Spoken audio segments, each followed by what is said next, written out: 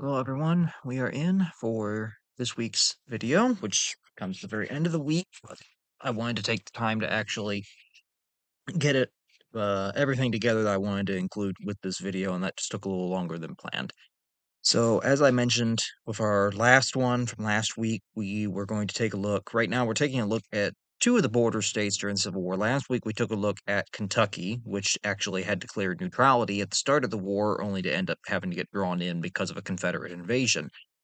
So this week, what we're going to look at is Missouri. Missouri is another border state during the Civil War, meaning that it is a slave state that, although it is a slave state, it does not secede. It does not officially join the Confederacy, but it also had a very complicated history with the Civil War, and the legacy of that conflict would last for decades to come throughout. And in many ways, some people actually technically could claim that the Civil War the fight against slavery and all that started in what some historians refer to as the bleeding Kansas. So in some ways, you could say that the Civil War really started in Missouri and Kansas over probably 9 year, about roughly 8, 7 years before it actually broke out. So we'll get to why that is here in a second. So, Missouri during the Civil War, that's what we're going to cover today. So, like I did with the last one, we're not going to go the most in depth in terms of like military tactics and stuff like that. I know there's people out there that absolutely love that stuff, and sometimes it can be very interesting. But for the sake of these videos, we're doing just a general overview for the purpose of these.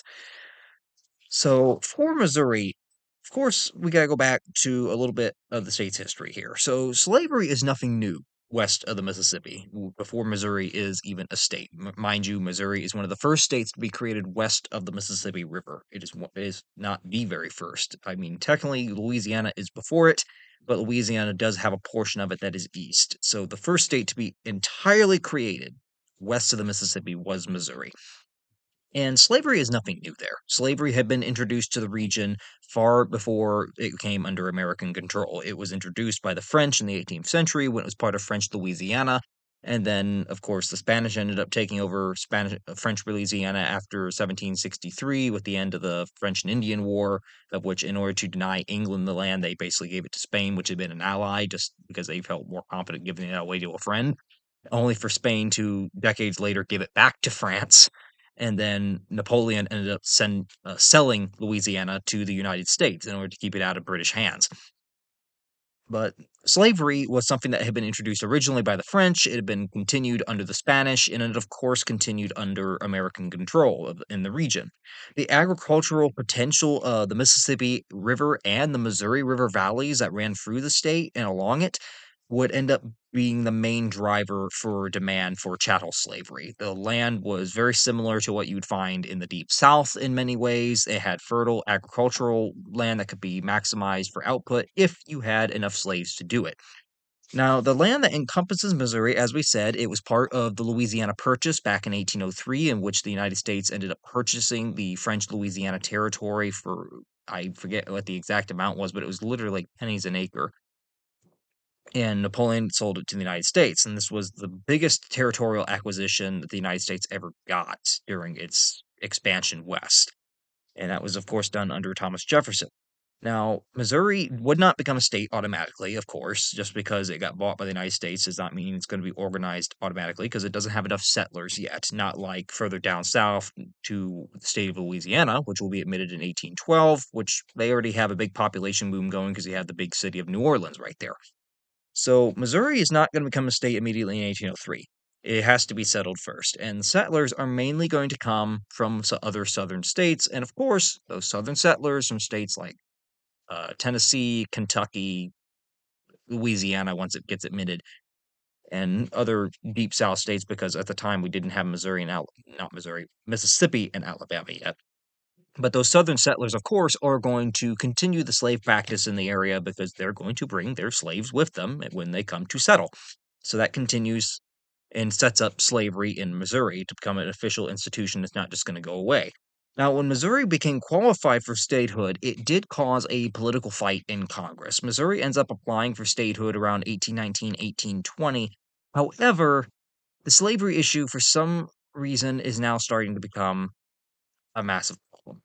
The slavery issue, there are a lot of the northern states at this point are slowly working towards abolishing slavery if they have it anymore. A lot of northern states at this point have been created that absolutely never had slavery, like Ohio and Illinois and Indiana, which were created as free states entirely. They never held slaves, where a lot of the former original 13 colonies all had slavery, but by this point in 1820, most of those states are either completely free of slavery or they're working on abolishing it, like gradual emancipation. I believe New York was an example of the gradual one. New York had a gradual emancipation over time. So in 1820, the slavery issue comes into debate because there is the argument that if we admit Missouri as this new slave state into the federal government, it is going to offset balance of power between free and slave states because there's no other territory that is a free territory that's ready to be admitted at the same time that Missouri is. Now, with Ohio and with the states that had come in before it, you had a little bit of a trade off. When Ohio was admitted in 1803, it takes a couple years, but in 1812, Louisiana comes in to balance that power. 1816, Indiana is admitted as a free state. The following year in 1817 sees the admittance of Mississippi, which is a slave state. And then it continues. Illinois in 1818, Alabama in 1819. Missouri wants to be admitted, but there's no comparison. And it sets off this political fight in Congress that threatens to tear the nation apart very early on over the issue. What ends up coming about out of it is what we call the Missouri Compromise. And the Missouri Compromise, and I covered it, I believe it was one of the earlier videos we had done on this channel way a couple years ago. But the Missouri Compromise, the basic thing was a couple conditions. There are three conditions that come out of the Missouri Compromise. One, offset the balance of Missouri being admitted as a slave state. It would see the northern half of Massachusetts become the new state of Maine. So Maine is now going to become its own state and no longer just a part of Massachusetts in order to balance it out and get a free state in there. Missouri would be admitted as part of the compromise as a slave state. However, the further condition that was added to the compromise was that no future slave states, this did not apply to ones that already existed, and it would not apply to Missouri, but any future slave states that were to be created would not be north of Missouri's southern border. They would be no further north than that. Any territory north of Missouri's southern border for future states was forbidden to slavery. Now, that did not apply, as I said, to states that were already well north of Missouri's southern border, such as like Tennessee, Kentucky, Maryland, Virginia. That did not apply to them, but any future ones. And that compromise would work. It would hold the nation together for a couple of decades until about 1850. It would kind of solve the issue. There was no longer these big fights. Oh, they could get somewhat heated at times when they come about, but they weren't getting into the level that the Missouri Compromise had gotten into in terms of the states fighting over the admission of free and slave states. But that would change in given time. So, Missouri, of course, is going to be admitted as part of the Missouri Compromise, and it will be admitted as a state officially in 1821, just a year after. Now, in the following years, as we said, the slavery issue kind of takes a backseat during the remainder of the 1820s and the 1830s, only to start rearing its ugly head again in the 1840s in the aftermath of the Mexican-American War, where the United States wins this 2-year war against Mexico. It's a splendid little war for the country, although a little bit imperialistic. And in the process, the United States gains the Mexican cession. They gain a huge amount of territory out west, including the modern day states of California, Nevada, Arizona, and New Mexico, and Utah. So they gain all this new territory. Not to mention, at the same time, just like about earlier in the same year, they had settled the Oregon territory dispute with Great Britain, and now had this areas that would become Oregon and Washington. So there's now a massive swath of undeveloped territory to the west. Slave owners in the South, they want to be able to move into these territories and help settle them, but they want to be able to take their slaves there. They want to be able to spread the practice of slavery to any new states that would come out of that new land. And in large part, when the Mexican War broke out, it was very heavily supported by Southerners who viewed it as this is the perfect chance to grab territory to expand slavery because there was plenty of territory to be grabbed that would be south of the southern border of Missouri that was established in the Missouri Compromise. So there'd be at least a couple of new slave states to be able to come out of that. However, Northerners at this point are becoming more entrenched into the abolitionist belief, and they are much more not willing to abide by what has commonly worked in the past. And by 1850, slavery has now become so contentious that Northerners, when California tries to get admitted as a state, it becomes a major issue because Northerners at this point are absolutely getting deterred by any talk of expanding slavery, even if it's within its own boundaries. And California is an issue because the state is so large, the proposed state is so large, that it goes well north of that line, but it also has parts of the state that is south of that line. So there is this massive, massive political fight that happens in 1850, which ultimately gets resolved by the Compromise of 1850. And the Compromise of 1850 would see California admitted as a free state with no slavery allowed. But as a concession to Southerners, it would allow for a fugitive slave law to be put in effect that would require even Northern states to help in the recapture of runaway slaves, which of course Northerners detested and Southerners detested the compromise because they hated that California had gotten admitted as a free state. Missouri is going to become engulfed in violence, as we mentioned. You could technically trace the beginnings of the Civil War about roughly 9 or 8 years before, and that is going to come about in 1854. In 1854, Missouri finds itself in the center of violence over the newly passed Kansas Nebraska Act. And this was a very controversial measure. It was supported by Abraham Lincoln's old political rival, Democratic Senator Stephen Douglas of Illinois. And what comes about from the Kansas Nebraska Act is the talk of expanding slavery is still continuing. Southerners want to be able to take their slaves to these new territories, and they don't really want to be limited. They argue, well, it's my property. The Constitution, the Missouri Compromise is unconstitutional at this point because slaves are my property. I should be able to take them where I want to move. That was their argument. Of course, Northerners, who are abolitionists at this point, are becoming more entrenched. And they're saying, no, this is a practice that needs to end. It's morally wrong. It's evil. It's inhumane. Why would you want to take this there? And we are not going to settle for the establishment of new slave states. In 1854, this act that gets passed, and it is endorsed by President Franklin Pierce, it ends up becoming catalyst for the reopening of the slave issue, which had somewhat been nulled by 1850. It wasn't completely. This just opens up and puts salt in the wound. What the act does is Nebraska and Kansas are organized as territories, but even though they are north of Missouri's southern border, it pretty much gets rid of the Missouri Compromise in many ways because it basically allows these states, they will be able to decide for themselves, the settlers of these new territories, whether or not to be slave or free by popular sovereignty, by vote. Basically, those territories may choose whether, in a vote, whether to allow slavery or whether to be a free state. This sets off a firestorm of settlers who start streaming into Kansas, who are trying to settle the state and trying to sway it either one way or the other, either pro slavery or anti slavery. You have anti slavery settlers from the north coming into the state. And of course, since Missouri is a slave state and borders the territory, you have plenty of Missourians streaming into Kansas to try to influence it and turn it into a slave state. And this ends up erupting into a conflict that we know today as Bleeding Kansas, where these different anti-slavery and pro-slavery settlers end up actually clashing with one another in militia guerrilla warfare. They end up forming active militias and they end up going at each other's throats. And it gets bloody and violent. There's actual battles between these groups. The federal government doesn't even really step in to do anything about it. And it's just Kansas becomes absolute hell. It becomes absolute carnage. And Missouri, being right on the border, also gets its fair share of the carnage as well. And what we had were abolitionist free staters, as they were called, and pro-slavery border ruffians from Missouri that were streaming in. And this would continue throughout the 1850s. Bleeding Kansas did not really just end out of nowhere. It largely continued up until the Civil War and through the Civil War, even though Kansas became a state in 1861 as a free state.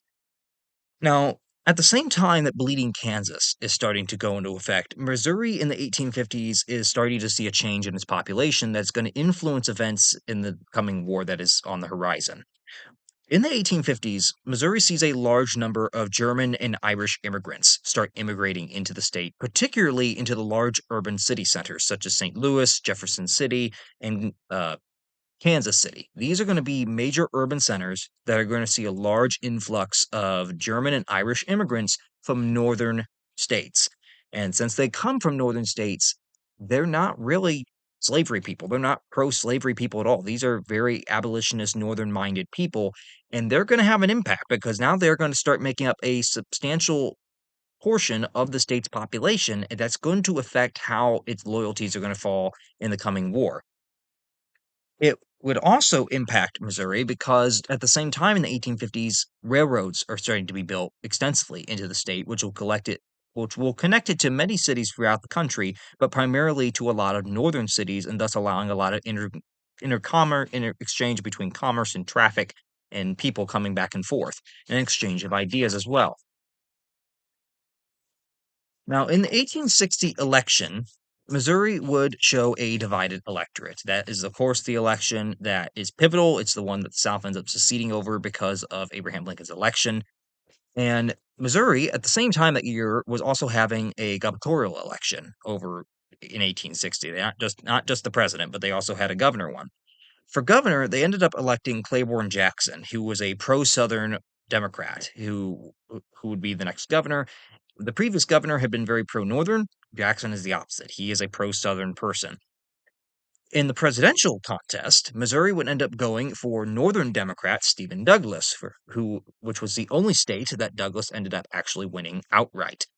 And Douglas had been the Democratic Party, I think had mentioned in one of the previous videos, it split in 1860 over northern and southern lines because of some politicians in the South not believing that Douglas was, defensive enough of Southern interests. So they ended up nominating Vice President John C. Breckinridge, who would represent the Southern Democrats, and he won almost every Southern state that would end up seceding, where Stephen Douglas was still nominated by the Northern Democrats, and he only won Missouri, with Lincoln taking most of the rest, with the exceptions of a couple Upper South states that went for a third party candidate in the form of the constitutional Unionist John Bell. And I believe Kentucky had been a John Bell state, if I'm not wrong. But that is the contest of 1860. So Governor Jackson comes into office during the secession crisis in 1861, and he's very pro-secessionist. He's a pro-Southerner. He he comes from that faction of Democrats that probably would have aligned more with Breckinridge. He ends up calling a state convention in as soon as he comes into office to consider the prospects of Missouri seceding from the Union as the secession crisis gets underway. The convention is dominated by Unionists and thus doesn't really go anywhere. Jackson does not get what he's hoping that the secession convention will do, and they ultimately do not decide to do anything with that. And Missouri will stay in the Union for this time. Jackson, in response, would end up summoning state militia in order to take charge of the state. And as he does this, he starts directing the state militia, or the Missouri State Guard, to start occupying federal arsenals and federal positions in Missouri in case the state should end up seceding. So they end up encamping, in particular, around the federal arsenal in St. Louis, which is the largest city in Missouri at that point. And he appoints in St. Louis as head of these Missouri State Guard militia Sterling Price, who would end up becoming a major Confederate general. Now, the commander of the federal forces at the Federal Arsenal in St. Louis was Nathaniel Lyon, and Lyon was in command of the Federal Arsenal there. And this comes at the same time that Fort Sumter ends up happening. Jackson comes out against Lincoln's call for troops, and he starts becoming really, really suspected of being extremely pro Confederate, like he's dying for the Confederates to take control of his state. So the commander of the arsenal, as we said, is Nathaniel Lyon. Nathaniel Lyon is originally from Connecticut. He's from a very northern family. He's from a very unionist family, and he is ardently in support of the Union, and he hates secessionists. On May 10th of 1861, Lyon would manage to break up the secessionist camp that had encamped around the federal arsenal in St. Louis. However, after having breaking up the camp, there was a massive riot that broke out from pro-Southern civilians that were in St. Louis. And this rioting led to Lyon's troops opening fire on the crowd and actually killing and wounding quite a few. And although Lyon was defending federal control in the state, in the process of acting in such a retaliatory measure, he started to alienate more and more Missourians who had somewhat Southern leanings. So this ends up causing problem for the Federals and the state because now the civilians are not really appeased with the way that the federal government's acting, and they're like, why wouldn't we support the rebels? I mean, look what you're doing. You're firing on civilians. Peace negotiations would start to ensue between Lyon and Jackson, but they very quickly went very south. And in a very uh, memorable quote from Nathaniel Lyon, when his discussions with Claiborne Jackson and the secessionists in Missouri, he ended up stating this very threatening comment to them that we have here. And this was his quote during one of those peace negotiations was that, quote, rather than concede to the state of Missouri for one single instant the right to dictate to my government in any matter, however unimportant, I would see you and you and you and every man, woman, and child in the state dead and buried. This means war. End quote.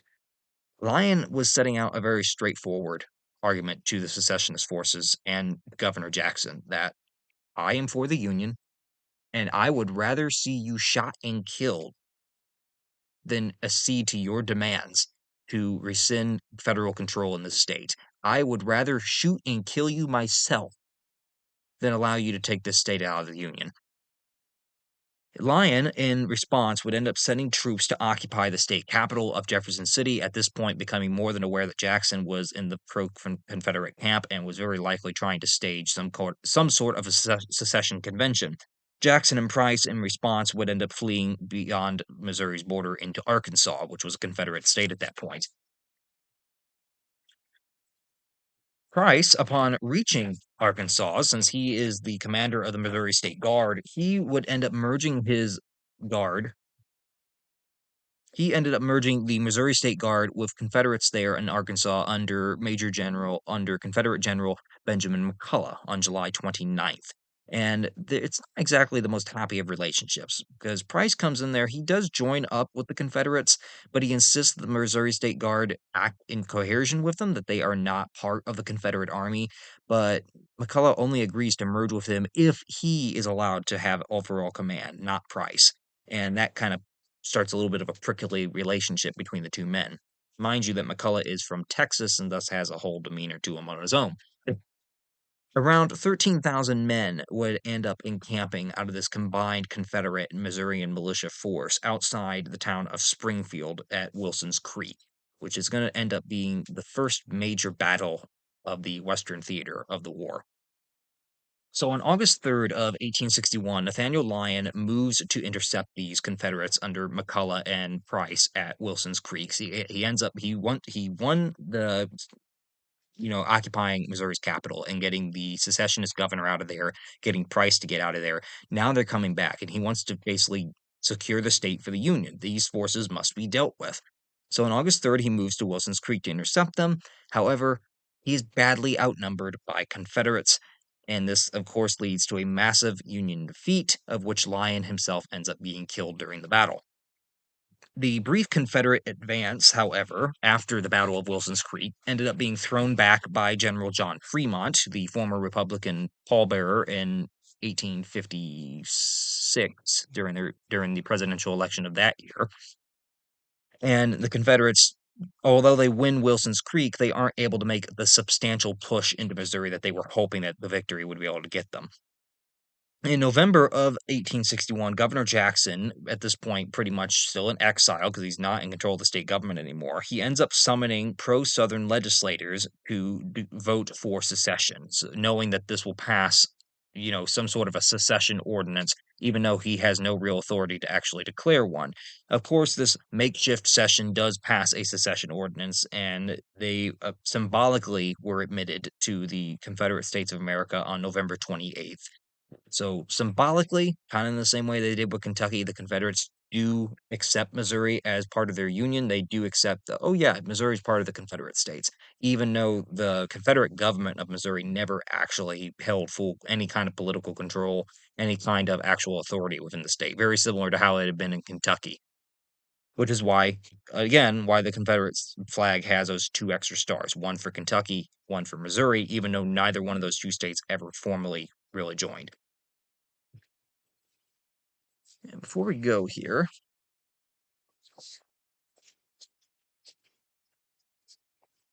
okay, so here's an image. This is Governor Jackson. This is one of the better images I could find of him. It's not the best in shade. So this is Governor Claiborne Jackson of Missouri. He just got elected in 1860. He's very pro-Southern secessionist, and when the Civil War breaks out, he basically puts his side in with the secessionists and the Confederates and tries to take his state out of the Union, which leads to him being fleeing into Arkansas because the Federals occupy the state capital, and then he just tries to declare secession anyway. So this is the ousted failed governor.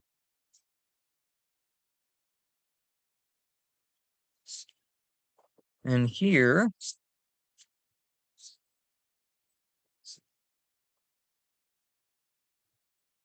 there's a couple more figures here that we have.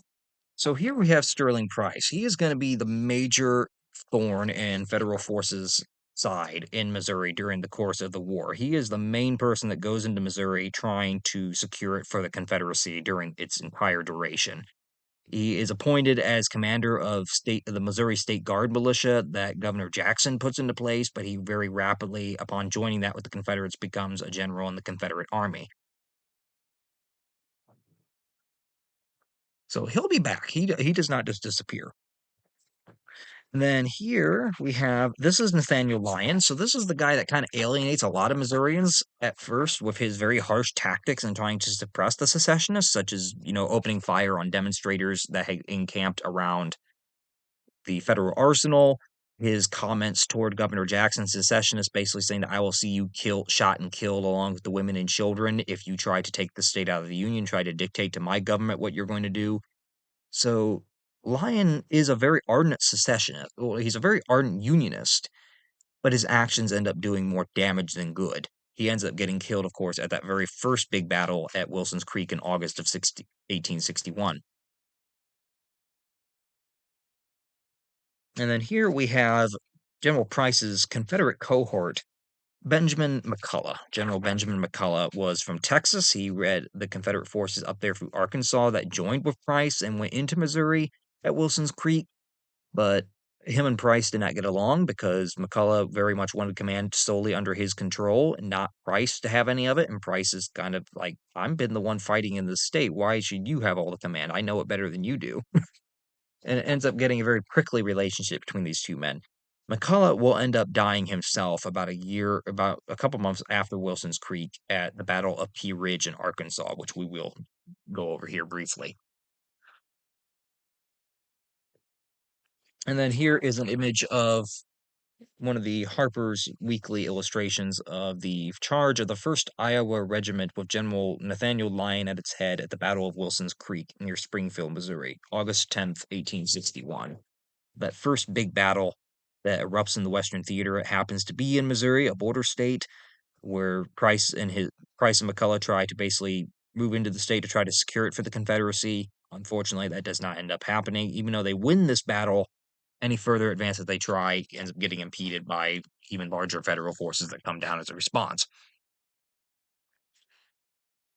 So after Wilson's Creek, General Fremont ended up declaring martial law in Missouri. And part of this martial law issued that anyone that was taking up arms against the Union would be executed on sight for taking up any arms, and that anyone who supported Confederate forces within the state would be forfeiting all property rights, and they would also be forfeiting any slaves that they owned. Now, this last measure, in which Fremont was saying, if you support the Confederates in Missouri, I will take away your slaves as part of contraband. Lincoln was not for that. Lincoln, at this point, still paints the war and sees the war as simply for the preservation of the Union. He does not see it as a war of emancipation yet, and thus he fears that if I go ahead and let you issue this order and let you free slaves of people that are simply opposing you, what kind of message is that going to send to the other border states that I'm trying to keep into the Union, such as Kentucky and Maryland? where they also have populations of slaveholders that are very, very thinly supporting the Union right now. If I allow you to free slaves in this state, what kind of a message is that going to send them? It could send them into the waiting arms of the Confederacy. So Lincoln, very wisely, kind of rescinds Fremont's order, which Fremont didn't agree with. Fremont wanted to free the slaves because he was, he had been the Republican poster boy before Lincoln, but he does ultimately have to go along with it because Lincoln's commander in chief. So Lincoln ends up rescinding the emancipation order that he issues as part of martial law, although Fremont doesn't really like that he has to go along with it at all. Now, the harsh actions, as we said, of Lyon and Fremont in Missouri would end up convincing many neutrals in Missouri who had not yet committed to either side to flee to join Price's Missouri State Guard and thus join Confederate forces that were trying to seize the state. This would invoke a statewide guerrilla war, as we mentioned. Bleeding Kansas never really went away, and now it's just going to spill over into Missouri. And this continues throughout the duration of the war because of it, because you have neighbors that are pro Confederate with Sterling and Price, and then you had those that are supporting the Union. Mind you, German and Irish immigrants in the urban centers of the state, where populations is higher, tend to be very pro Union, and thus they're going to be backers in the North, while those in the rural countryside might be more tending to join with the South. And you had two different factions that ended up coming out of this. We have the Jayhawkers, which were your pro-Union guerrilla fighters, and then you had Bushwhackers, which are your former border ruffians, your Confederate pro-sympathizers, and these would include many famous men, including a very young Jesse James, who would later become, of course, one of the most notorious bank robbers in American history.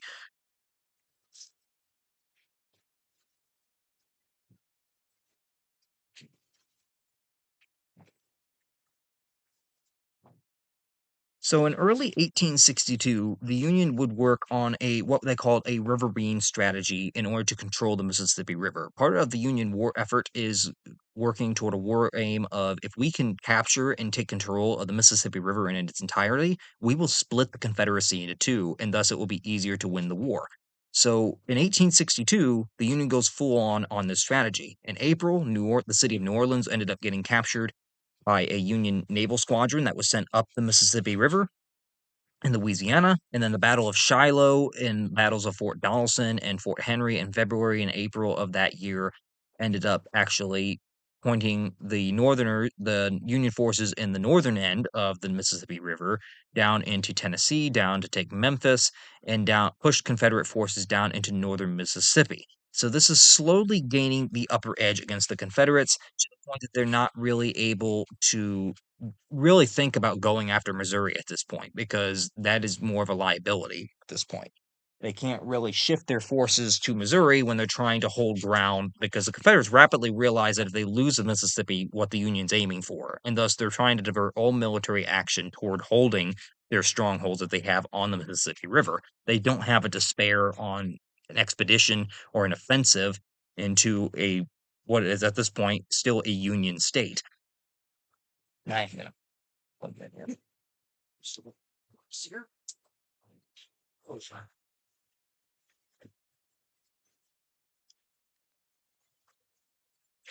So, if I have anything odd happen, we don't want that to go.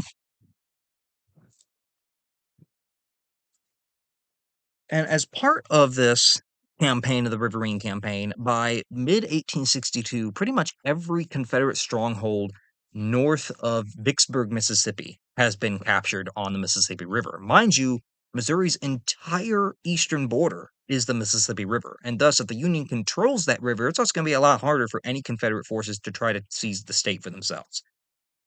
And one of the crucial uh, men to the Union success on the Mississippi River himself is actually a Missourian, and his name was James Eads.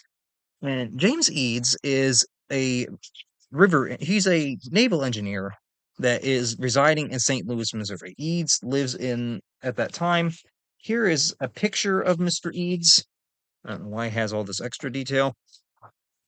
This is him. He comes from St. Louis. He is the major contributor toward the Union victory on the Mississippi because of his engineering experience on rivers. The Union ends up contracting him to build them a fleet of basically build them a brown water fleet of gunboats, but not just any gunboats. They want ironclads, ships that are relatively new to the game that are coated and covered in iron plating. That way, cannonballs will bounce off these things. These things can go in for a siege and actually take a pounding. And they've already been proven at Hampton Roads, Virginia, with the battle between the Monitor and the CSS Virginia. Now the Union's wanting these on the Mississippi River. They want ones that are smaller, able to navigate the river, which is much more shallower and much more, dangerous for small craft. But they also want something that can pound these rebel strongholds into submission from the river and support the troops on land.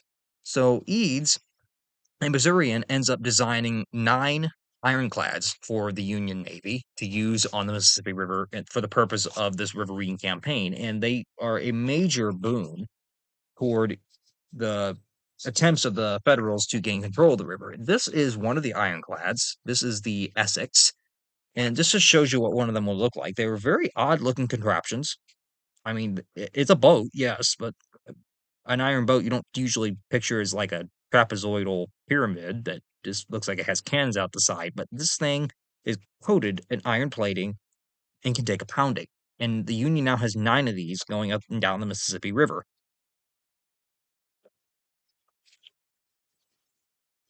which will be instrumental in them maintaining control of that river and in seizing Vicksburg the following year in 1863. Huh.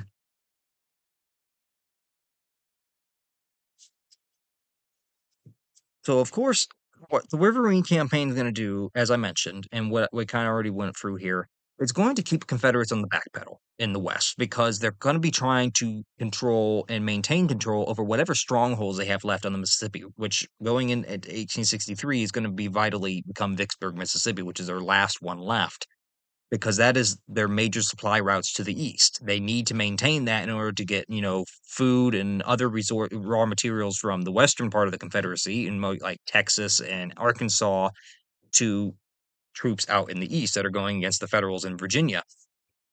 If that supply line is cut, the Confederacy is cut, its armies are cut in two, its supplies are cut, it cannot sustain for long.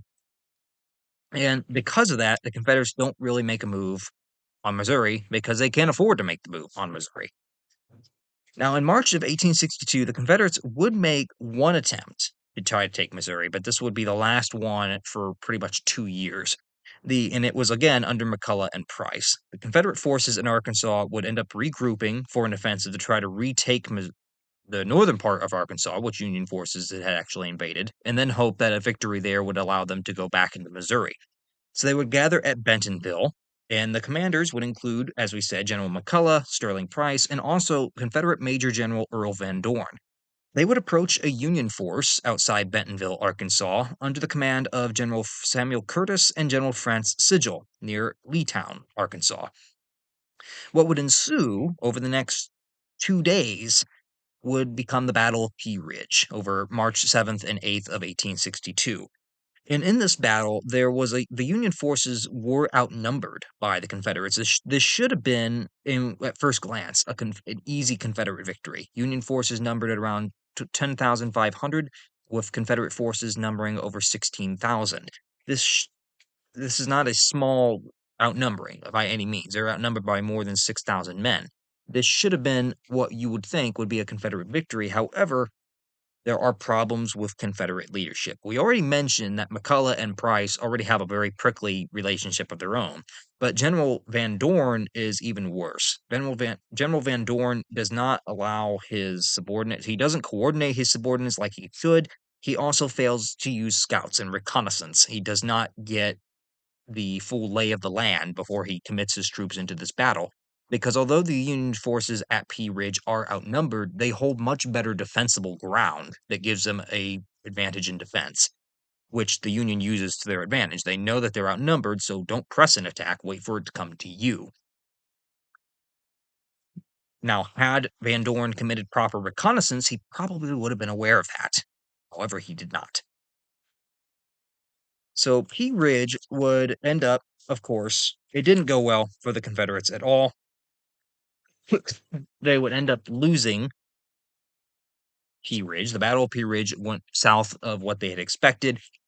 the Union forces were able to hold their ground against the Confederates, and thus this ended any chance of the Confederates at that time retaking northern Arkansas. It ended a chance of them moving up into Missouri.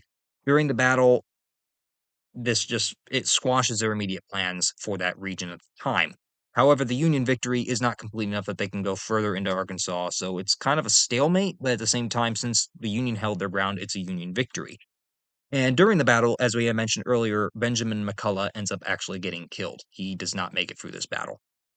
So the Union victories in Tennessee that would soon follow as they're coming down into Mississippi would also lead to General Van Dorn being moved to Tennessee, leaving Arkansas pretty much virtually defenseless against any future, Union attacks that would come out of Missouri.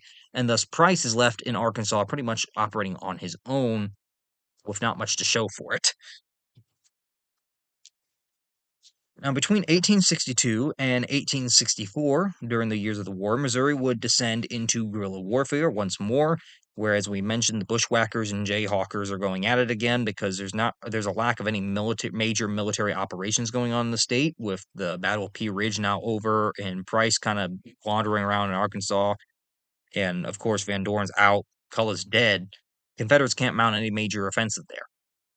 And this leads to just the prolongation of guerrilla warfare going on in the state. This would lead to some pretty infamous actions by several Confederate raiders, including famous ones such as William Quantrill, William or Bloody Bill Anderson, and Charles Jennison. And one of those massacres ended up going into Lawrence, Kansas, and where they burned the whole town, killed civilians. And it was so bad that General Fremont ended up issuing another general executive. He ended up issuing another military order. I believe it was military order number 11, I think is what it was called.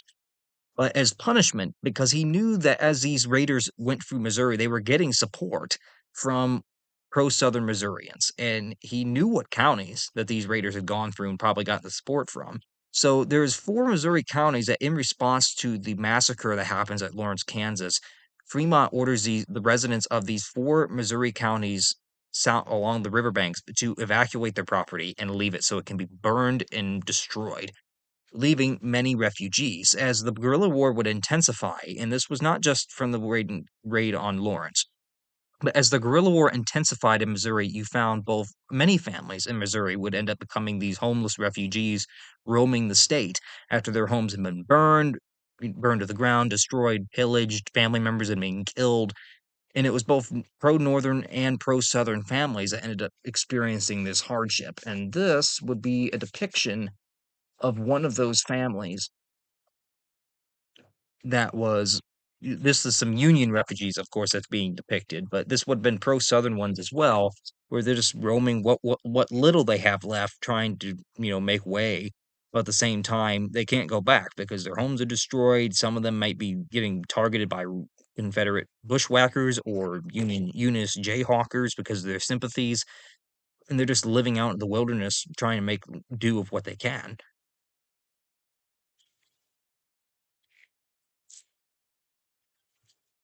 And I think we do have an image. This is Bloody Bill Anderson. He's one of the more infamous Confederate uh, bushwhacker raiders during in Missouri during that time frame that comes out of that.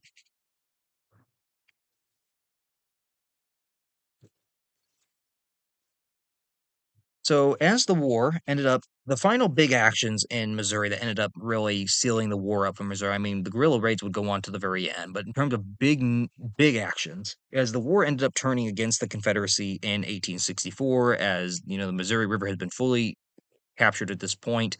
Lee is now having to contend with Grant in Virginia, which is an entirely different style commander than what he had been used to. And the Union start surrounding Richmond and going into the siege of Petersburg with all that. As the war starts turning against them, Sterling Price returns to Missouri for one last chance to try to take the state for the Confederacy. In September of 1864, he ends up moving into Missouri from the southeast on mounted cavalry. He does not move with artillery pieces or major troops, at the time at least. He moves purely on mounted cavalry, hoping that he can possibly move as far north to capture St. Louis. However, on the way there, he tries and fails to capture Fort Davidson and learns that St. Louis is far too heavily fortified that it will withstand pretty much any attack that he can throw at it. So, with this new information in hand, he ends up deciding, okay, we're not going to go after St. Louis because that would be fool's play at this point. So he instead turns west and towards Independence, Missouri, in Jefferson City, in Kansas City, where that is now. And what will end up ensuing and sealing the fate of Price's second big old Missouri campaign of 1864 will be the Battle of Westport, which in many ways I think has been termed some at times the Gettysburg of the West. And this was a battle in October of 1864 that saw Price utterly defeated at what is now Kansas City, and it beat him so badly that he had to give up his entire offensive and flee back into Arkansas for the remainder of the war. And this is a depiction, not a depiction, but a map of where his path was during that raid. So we had him coming up in here, trying to go up towards St. Louis. That doesn't quite work out as he hoped, so he ends up turning to the west, where Kansas City is. Ends up having the Battle of Westport here, that ends up crashing his offensive into the state, which then causes him to go back down into Arkansas and Indian Territory, and even in Texas. So it fails pretty quickly. Now, the end of the Civil War would, of course, come in April of 1865, and because Missouri had been a Union state, despite its divided sympathies, it never seceded, and because it had not been a Confederate state, it did not get subjected to the same sort of military occupation that the former Confederate states got. There were some military troops to try to keep order and, bring down any vigilantes and bushwhackers that were still in operation in the state. Most notably, of course, Jesse James never really gave up his life of crime, even after the war, just to try to maintain order. But Missouri was not subjected to the same military occupation that many of her southern neighbors ended up seeing after the Civil War because she had remained loyal, although very bitterly divided during the war. So I think that's all I have here. So again, what we're trying to do, just a basic overlook of some of the events that were going on in Missouri during that time. It's impossible to hit everything in one video. It's impossible to take a look in depth at everything that comes up, but just to take a general overview look as best as we could is what we're aiming for. So if anyone has any questions, any comments, any added information that you may know out of your own thing or may learn on your own, feel free to put it in the comment section. I'll be more than happy to go through it when I can. As for the video for this coming week, I think yeah, it's the last week of February, so we'll probably be doing our video on Herbert Hoover this week, just to get that out of the way for the month, and then we'll proceed from there. So hopefully everyone has a good rest of their weekend, a good, start to their week coming, and we'll see you all back here for the next video when it comes out.